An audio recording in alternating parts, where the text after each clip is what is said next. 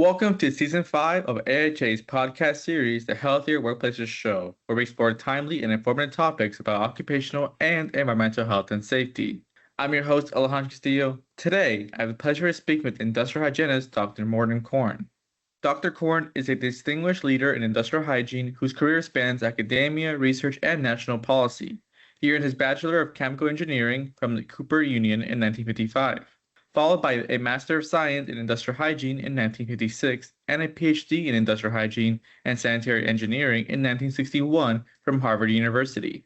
He further advanced his expertise as a National Science Foundational postdoctoral fellow at the London School of Hygiene and Tropical Medicine in 1962. In 1975, he made history becoming the first industrial hygienist to be appointed as Assistant Secretary of Labor for OSHA, marking a significant moment for the profession and its role in shaping workplace safety standards. As a fellow of AIHA, he has been an active voice in shaping the profession and supporting its continued growth. Through his career, Dr. Corn has been especially valued as a mentor and educator, helping guide the next generation of professionals while reinforcing the critical role of industrial hygiene in protecting public health. Today's episode is part of our Luminary series. We're going to talk about Dr. Corn's 45 plus years in OEHS and learn about how the OEHS industry has changed since he started his career. Dr. Corn, thank you for joining us today. It's my pleasure to be here. Thank you. Let's start from the beginning. How did you discover OEHS and what made you become interested in this field? You want to go back in history to when I started in this field? Correct. You want to go all the way back? Yes, sir. Okay. I grew up in New York City, went to high school there, Brooklyn Tech, and then to the Cooper Union School of Engineering, a free school. A summer job in the third year was the first professional job I had. I had a job in an earlier year with Colgate-Palmolive, but it had nothing to do with safety and health. I helped an engineer develop a new process, spray drying. I was a technician, but after the junior year, I worked for the Health and Safety Laboratory of the United States Atomic Energy Commission in New York. And that really opened my eyes to the potential negative effects of technology. The lab was analyzing the debris from the Eniwetok atomic energy blasts, and they learned that the cloud went into the stratosphere. There was fallout taken up in the grass. Cows were contaminated. It just opened my eyes to the possible negative effects of technology. I worked there a second year and asked the head of the laboratory how I could continue in this field. There were three schools at that time for graduate studies in industrial hygiene.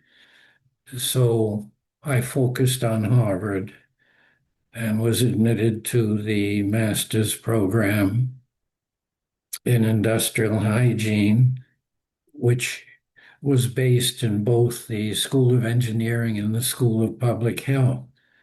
The department head was Philip Drinker, and his second was Dr. Leslie Silverman. So that was the beginning of it all. I was working with a senior public health service man.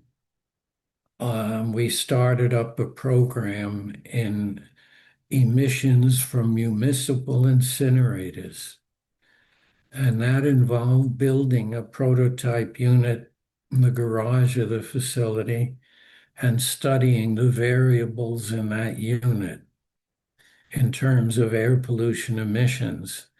It also involved going to major power plants in the Cincinnati area and sampling the stacks, one of which was several hundred feet high.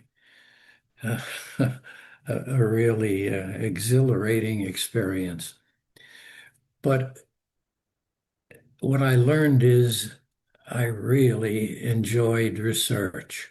So I contacted Professor Silverman, who was now head of the department, and he welcomed me back and suggested I apply to the Public Health Service for a fellowship. They had very generous fellowships, and having served 2 years, and with my background, he said, "You're a shoo-in for that fellowship."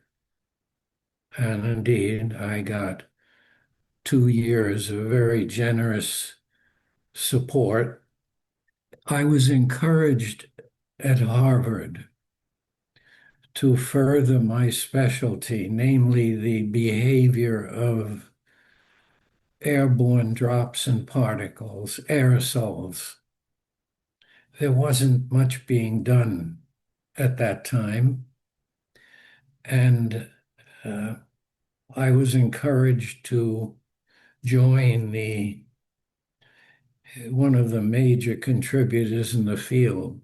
There really were two. One was Russian and one was in England, Dr. C.N. Davies.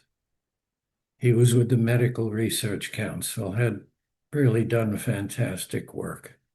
So I applied for a National Science Foundation postdoctoral award.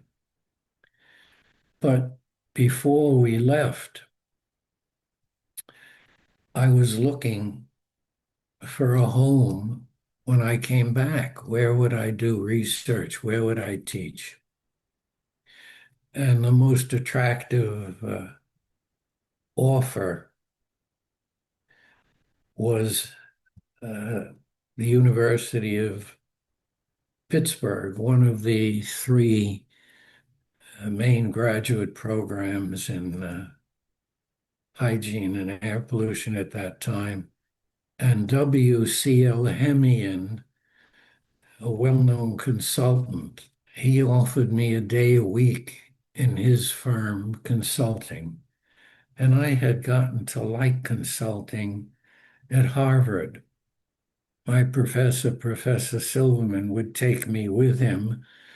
And then if there was a lab follow-up to confirm some things, I would do that in the lab.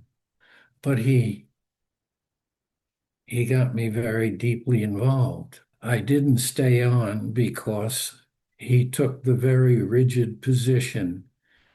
He came on as a research associate, and that's how I would come on, not an assistant professor. A research associate doesn't teach. And I wanted to teach and do research. So we really got in, we were really close. I love that man. Later in my career, I had an opportunity to talk with his wife, who told me he never thought you would leave. But I left. And at Pittsburgh, I got involved in consulting with Hemian, and I started the uh, teaching program in air pollution, which was really one course that Hemian taught. And I was in Pittsburgh for 17 years. It was, for me, it was really a playground. It was just, I had the Mellon Institute for laboratory analysis. I had graduate students for various projects. I introduced the course on aerosols. I took over the course on air pollution from Hemian, who was really not excited about teaching it, but he did it at the request of the university. And I got very close to another icon in the field, Theodore Hatch. And you may know the Drinker and Hatch book from the past.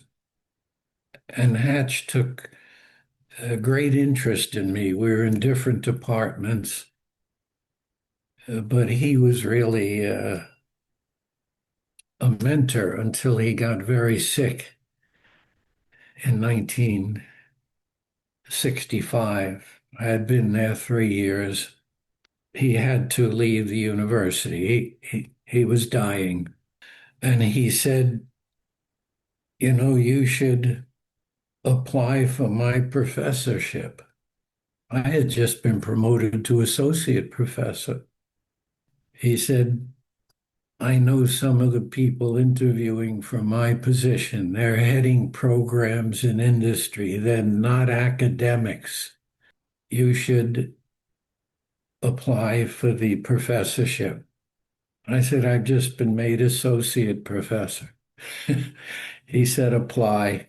Well, needless to say, I was made professor on a conditional 1 year basis to prove I could teach his courses, which was kind of a joke. But I did that and I became full professor at a very young age. And the Department of Chemical Engineering came to me and said, would you introduce a course? I'm thinking of starting a biomedical engineering program, and I'd like to have a course on the lungs and inhalation. Could you develop a course that applied engineering analysis to the lungs and breathing and bring in the air pollution problems? Well, that was an interesting challenge, and I took it. I introduced the first biomedical engineering course. He sold the university on a bio and environmental engineering program in engineering, and he brought in two new young faculty. I inherited a lot of students coming from Hatch in the early years, and then foreign students. I don't know how that all happened, but the word got out, and I had marvelous foreign students coming to study. They were mostly interested in air pollution, but I put the two programs together. And when some of them went back to their countries, particularly in South America, they did some industrial hygiene as well as air pollution. I know that because they'd invite me to lecture, and I would go down there and be there for a week, or I think once was even 2 weeks. And my wife and I made that the basis of traveling also in South America. So it was wonderful. Out of the blue in 1975, I received a call from the assistant to John Dunlop, the Secretary of Labor. John Dunlop was an outstanding man. He had been dean of the of arts and sciences at Harvard. He had and was a arbiter of corporate disputes. He taught in the business school. He taught not sign. He was a giant of a person. He called and he said he had this new agency, OSHA, and the first head was a travel agent. And he said he couldn't handle the job. The second person was a union leader who was almost totally deaf and had trouble communicating with the staff. He said, I'd like to talk to you about that position. I said, this is, I'm not a manager. I manage a university group on research. I said, I think you have the wrong guy. I was not talking to Dunlop. I was talking to his assistant. And I said, I'm really not interested. And I ended the conversation. And that night, my wife ripped me over the coals. She couldn't believe I did that. You're an American citizen. You're being asked to service at a high level. You don't turn that down. I said, well, you want to move to Washington? She says, we'll work that out. We'll work that out. Call him back. So I called back. And that was when I met Dunlop. I had forgotten it was his assistant who set it up. And we walked around the Department of Labor. If you've been there, it's a huge block, 3 times, probably an hour, hour and a quarter. It was an interview. It was just an outdoor walk interview. And at the end of the interview, he said, I'd like you to come to Washington and be Assistant Secretary of Labor for OSHA. I said, I've never managed anything. I managed a university group. He said, I'll help you with that. I'll hire a McKinsey and Company specialist to be with you all day, as long as you need him. So I went home, discussed it with my wife, and needless to say, I accepted the position. And true to his word, I had a man who became a best friend for most of the rest of my life. He's not with us anymore. And he stayed with me for 6 months. He was with me all day. We'd go to meetings and he'd come out and he'd say, what do you think so and so wanted? And I'd repeat what so and so said. He said, no. He said, that's not what he wanted. You didn't listen carefully.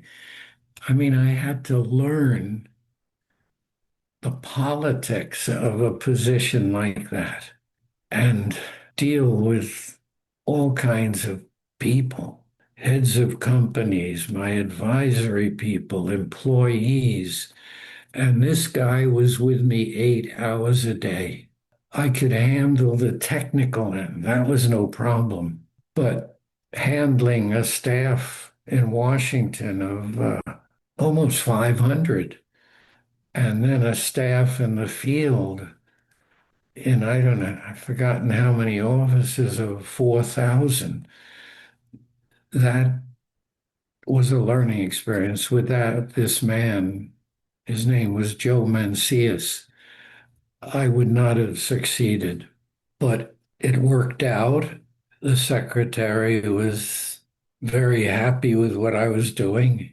I was getting the in-house adjustments. It was a new agency. Some of the positions didn't work out, senior positions, heads of uh, the 10 offices around the country. A couple of them were in the wrong jobs. I had to get rid of them. There were a couple of senior people in the Washington office who had decided to try to screw up some of the things I wanted to do. They had to go. It was all part of managing 4,000 plus people. And I had the best course I could have had with this guy and the Secretary of Labor. A couple of times I asked to see the secretary with a problem that really vexed me and confused me, and it didn't confuse him. He was didn't take long to say, here's what you got to do. Mainly that involved the very senior people in the agency. But I had the support and the guidance of the secretary. I had McKinsey and Company with me through my assistant, and I got through the first 6 to 7 months, and things went very smooth after that. serious incidents and fatalities still occur in organizations with strong safety programs. Join the Controlling Serious Incident and Fatality Risk, using systems framework with ASTM standards to identify, prioritize, and reduce SIF risks. Live virtual PDC on June 17th and earn 3.5 contact hours. Register today to learn more. It was hard getting standards through. I didn't have a lot of support in the Congress. There were really some senators and congressmen who really fought OSHA. It was a battlefield during my years. Then I went in on a Republican administration, President Ford. When President Carter was elected, I submitted my resignation, and one of his people, his senior recruitment people, said, "Why the hell did you do that? We were discussing keeping you on." I said, "All my information." I met him I had never gone to parties, but I decided I'll go to the last cocktail party I was invited to while I was still in office, and I met this very senior aide to Carter there. And he said, "You weren't out of the picture. Why did you resign?" I said, "I heard it differently. I heard you wouldn't reappoint a Republican in the office." And I submitted my resignation. It's done. And that was how I left Washington. And then the dean of Hopkins called me, which is the first and largest school of public health, and invited me to come down with my wife for interviews. He said, "I know your wife's looking for a job. We don't have a historian on the faculty. We'll be interviewing both of you." And that's how we got to Hopkins, which was and still is an incredible institution. I did very little collaboration at Pitt.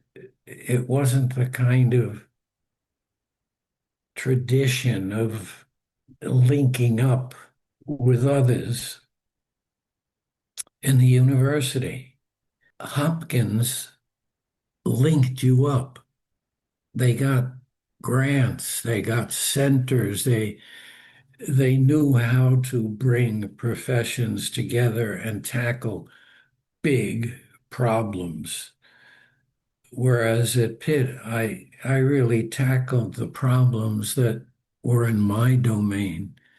When I got to Hopkins, it was a different world.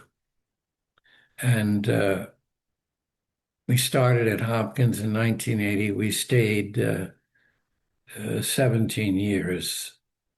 My wife wanted to retire and thought we should do a lot of travel and do so. So we left the university in 97, and 17 years later, I fully gave up work. Dr. Corn, thank you so much for joining us today. Thank you for having me. That wraps up today's episode of the Healthier Workplaces Show. To learn more, visit the AIHA website and follow us on social media. Thank you for tuning in, and as always, remember that healthier workplaces mean a healthier world. Until next time.